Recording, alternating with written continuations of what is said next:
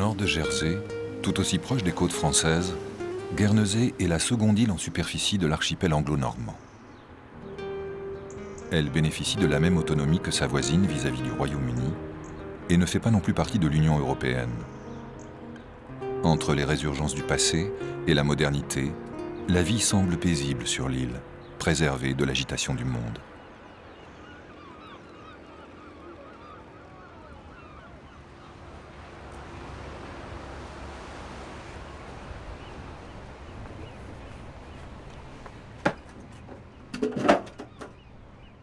Cannon loaded! Cannon ready! Cannon ready!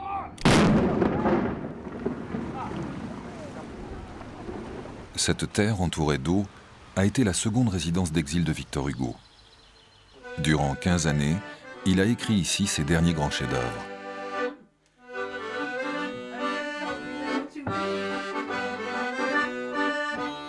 Même si quelques traditions rappellent encore le passé, l'habitat et le mode de vie n'ont plus rien de commun avec ce qu'a vécu l'écrivain. Depuis le 19e siècle, seule la taille de l'île n'a pas changé. Ceci est la photographie aérienne qui a été prise l'an dernier en 2004. Nous pouvons regarder des photographies de plus en plus anciennes. En voici une qui a été prise il y a 5 ans et en voici une autre prise il y a 10 ans. Et nous pouvons voir comment l'île a changé. En 1787, il n'y avait que 10 000 personnes à Guernesey. Et maintenant, il y en a 60 000. Ainsi, il doit y avoir au moins 6 fois plus de maisons et 6 fois plus de constructions. Vous pouvez voir cela très clairement si l'on regarde cette zone de l'île qui correspond à la ville de Saint Peter Port. En 1787, c'était juste une petite bande le long du front de mer. La ville s'est agrandie énormément et la même chose est arrivée à la campagne.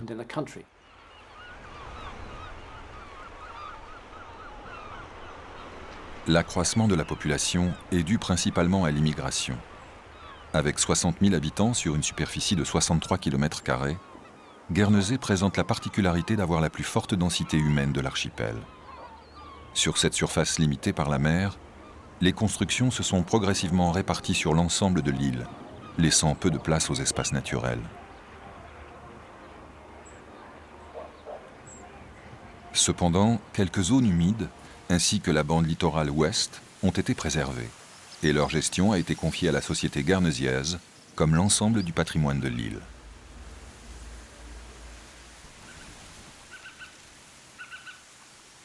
Ceci est une petite réserve appelée la Claire-Mare. C'est une zone humide, une des plus grandes roselières de l'île. C'est important pour les oiseaux migrateurs. Il y a un bon nombre de petits sites. Rien de très grand parce que les espaces naturels sont dispersés par les constructions, par les routes et par les industries, de sorte que les réserves qui subsistent sont très petites. Il y a beaucoup de gens, et tous veulent leur propre espace. Ils veulent tous pratiquer différents loisirs, la marche, le golf, différents sports. Ils veulent de plus grands jardins. Et ainsi, la vie sauvage et l'environnement sont coincés dans de petits endroits. Il y a donc beaucoup de pression.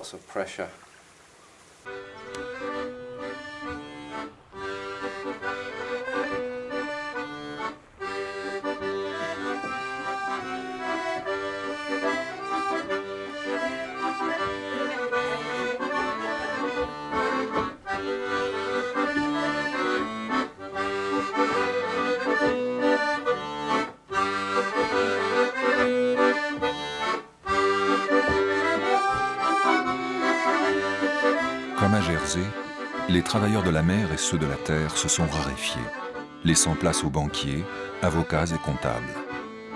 Des immeubles récemment construits permettent de constater la place de plus en plus visible de l'industrie de la finance. Il existe aussi sur l'île des entreprises florissantes qui, tout en utilisant peu d'espace, commercialisent leurs produits dans le monde entier. Elles pratiquent la vente par correspondance grâce au réseau Internet ou une horticulture très spécialisée comme la Guernsey Clematis Nursery. Raymond Evison s'est installé à Guernesey en 1985 et s'est consacré à la culture de jeunes plants de clématite. Il est maintenant devenu le premier fournisseur mondial avec 25% du marché.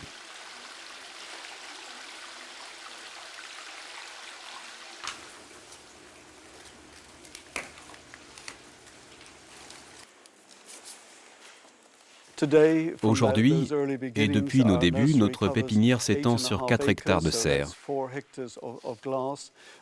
Nous employons jusqu'à 90 personnes au plus fort de la production. Notre production cette année est d'environ 4,5 millions de clématites. Les États-Unis sont nos meilleurs clients, suivis par l'Angleterre et le Canada, puis l'Europe.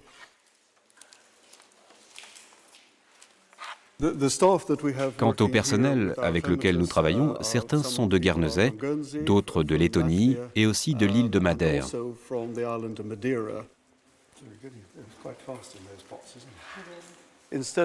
Au lieu de construire de plus en plus de serres, nous remplaçons les anciennes par des serres modernes. Dans les anciennes serres, nous pouvions produire environ un demi-million de clématites, mais dans les nouvelles serres, nous pouvons produire 750 000 pieds.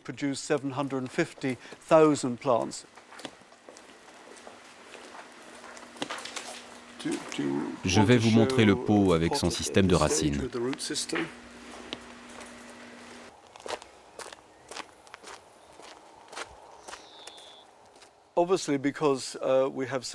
Manifestement, parce qu'il y a tant de gens qui vivent sur l'île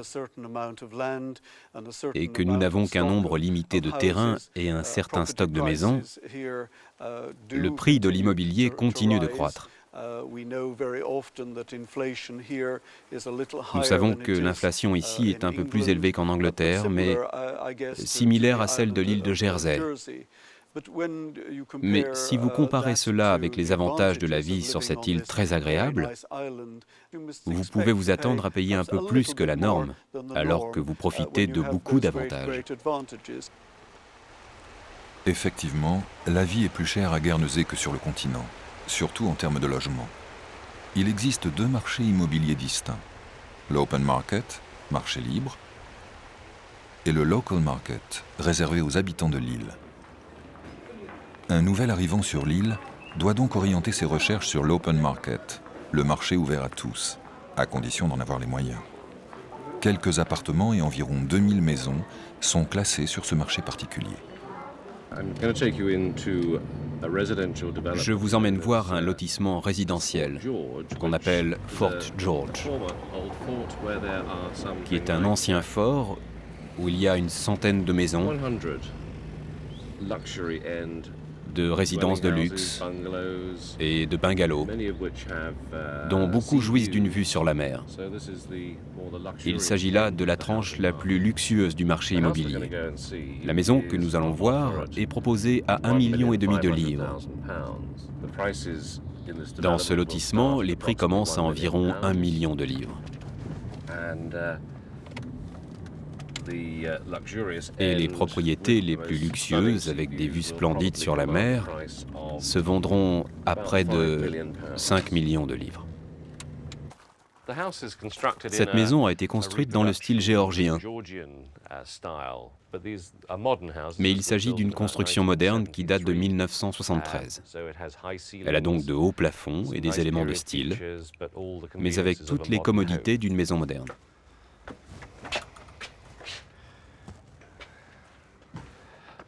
Cette pièce de 6,40 m sur 6,80 m est le salon.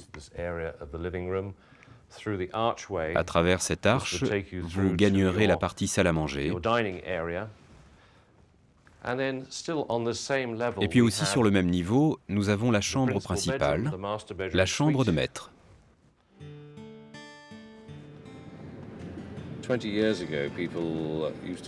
Il y a 20 ans, les gens venaient et achetaient des maisons pour des raisons purement fiscales. Nous voyons un nouveau type d'acheteur de nos jours, un acheteur plus jeune qui vient pour la sécurité, pour une excellente éducation pour les enfants, et pour le fait qu'un enfant puisse aller à l'école à pied ou à bicyclette.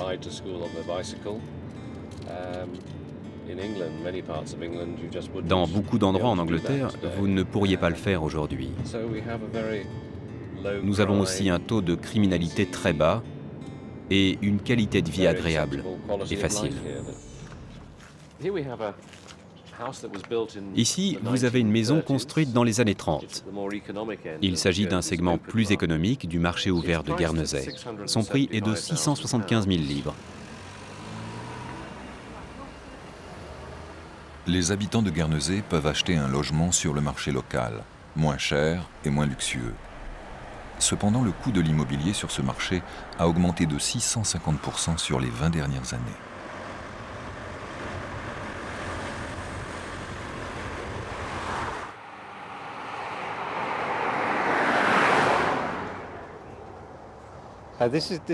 C'est une maison assez typique de Guernesey.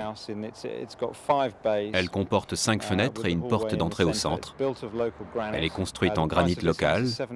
Le prix de cette maison est de 795 000 livres. C'est beaucoup d'argent. Il n'y a pas beaucoup de gens qui peuvent payer une telle somme. C'est une maison du marché local. Elle n'est accessible qu'à ceux qui peuvent acheter sur le marché local. Il faut que vous soyez né ici ou marié à quelqu'un qui soit né ici, ou bien être classé comme travailleur essentiel, c'est-à-dire médecin spécialiste ou quelque chose de similaire, ce qui vous donne une licence valable 5 ans qui permet d'acheter une propriété sur le marché local. Mais à part cela, il n'y a aucune chance.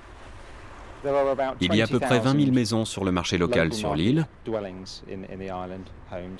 et 2 000 sur le marché ouvert.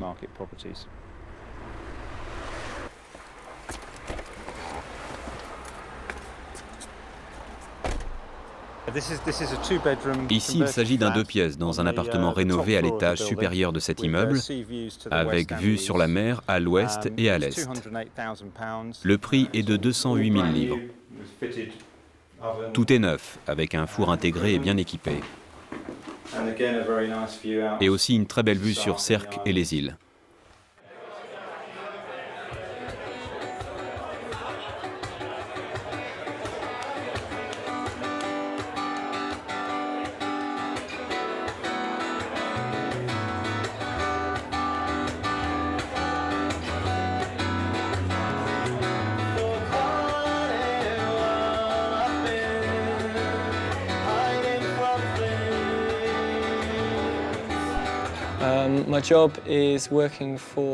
Je travaille pour une banque qui gère des fonds, qui joue le rôle de mandataire de fonds, qui détient de l'argent pour des gens, mais pas en leur nom, quelle qu'en soit la raison. Ils ne veulent pas voir apparaître leur nom directement sur leur argent.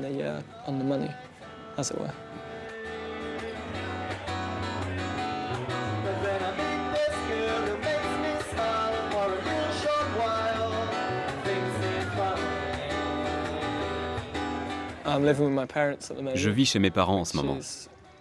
Il s'agit plus de circonstances que de choix. Mais c'est très bien et j'aime mes parents. Et c'est une maison super. Évidemment, j'aimerais pouvoir vivre ailleurs. Mais malheureusement, le prix des logements ne le permet pas vraiment à mon âge.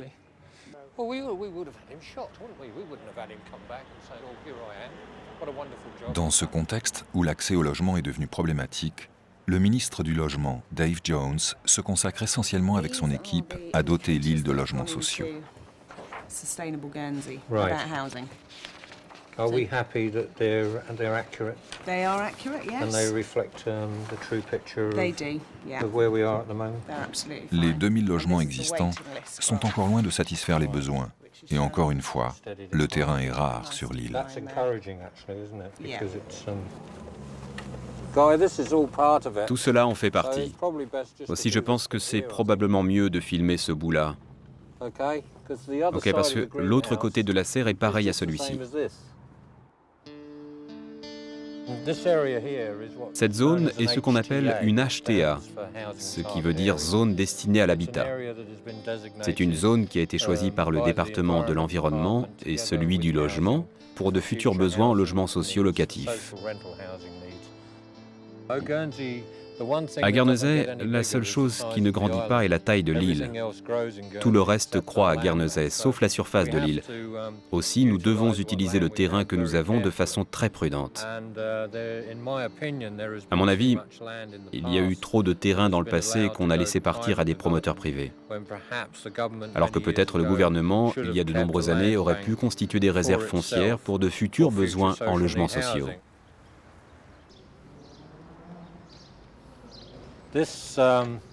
Ceci est la première phase d'un programme en 4 phases de logements sociaux locatifs.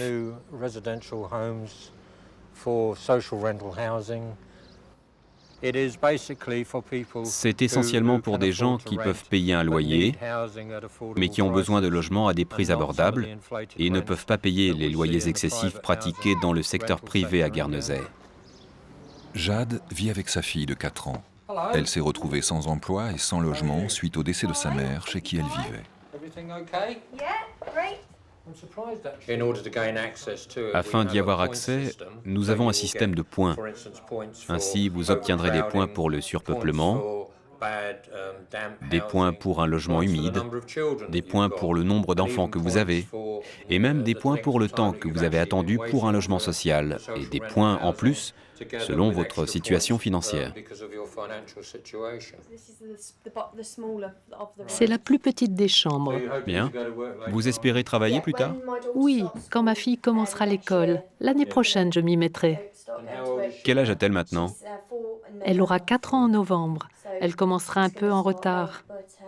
Mais je vais essayer de suivre un cours de coiffure et voir si je peux trouver un travail pendant la journée et faire la coiffure le soir. J'aimerais passer une annonce dans un journal pour faire coiffeuse à domicile. On verra. J'essayerai de faire quelque chose. C'est un métier dont on aura toujours besoin. Exactement. Et c'est pourquoi je ne veux pas seulement faire un travail, mais m'investir. Dans mon département, personne ne doit payer plus de 25% de son revenu pour un loyer.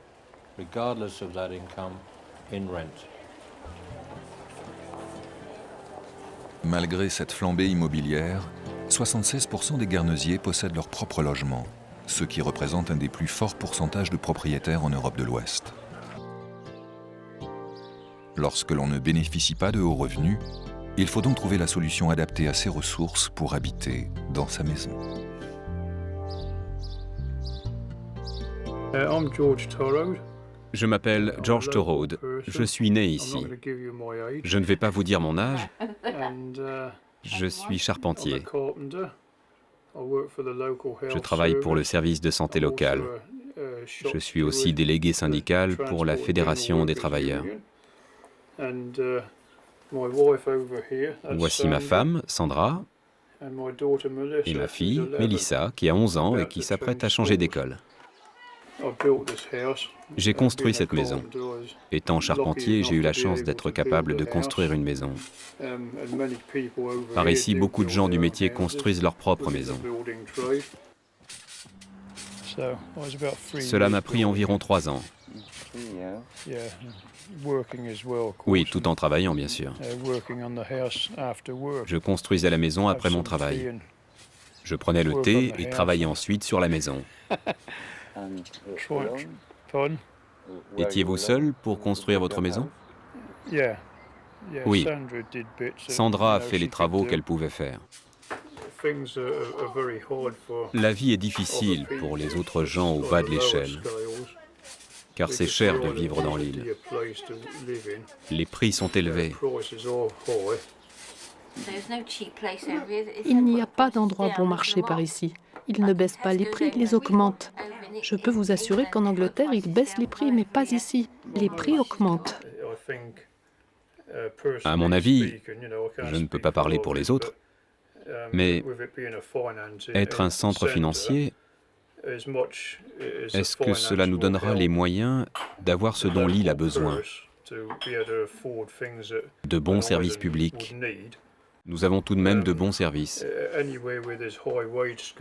Mais avec ces salaires élevés, il était certain que les prix allaient augmenter dans tous les secteurs. C'est mon opinion.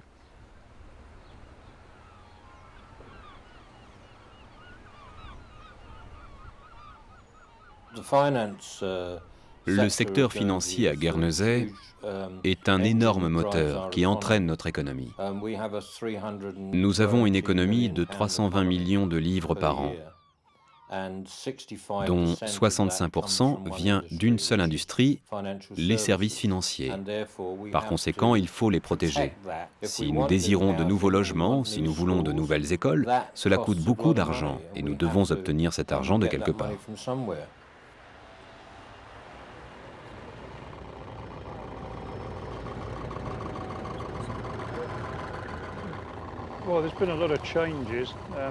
Il y a eu de nombreux changements. Et vous avez déjà filmé les nouveaux immeubles qui ont été construits ici. Personnellement, je ne les aime pas. Mais c'est un point de vue qui m'est propre. La plupart sont des compagnies bancaires, des banques offshore. Il faut des bureaux, mais on a aussi besoin de logements. Certains sont en location et payent plus de 100 livres la semaine, alors que leur salaire est de 200 livres la semaine. Cela signifie que la moitié de leur salaire part en loyer. De sorte que beaucoup ont un deuxième emploi, voire un troisième. Ainsi, les 3 emplois qu'ils occupent leur permettent de subsister.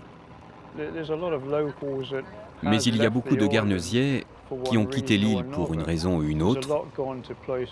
Il y a aussi beaucoup d'avantages à partir en Australie ou en Nouvelle-Zélande, où une maison serait bien moins chère que ce que vous aurez réalisé en vendant ici.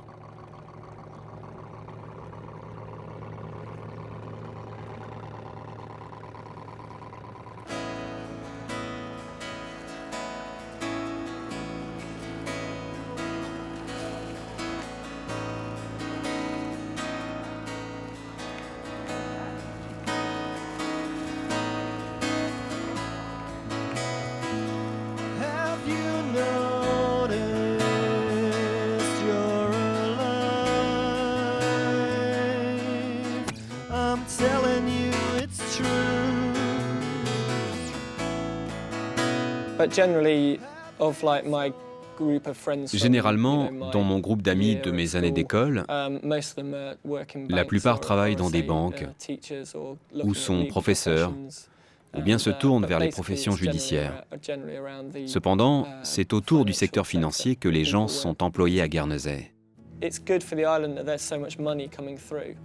C'est bon pour l'île qu'il y ait tant d'argent qui circule, et la situation sociale est plutôt bonne. Il y a très peu de chômage.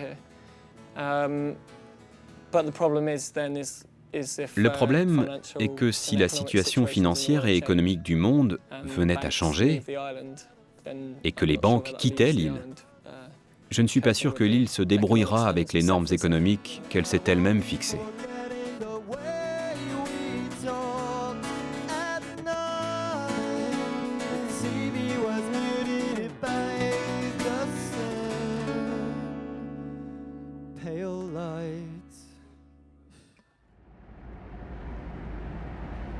Dave Jones, lui, a choisi de vivre sur le petit port de St. Sampson.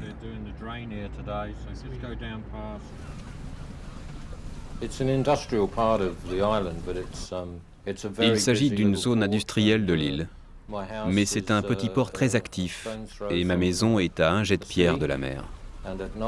Le soir, je vois les grands navires qui approchent et c'est magnifique.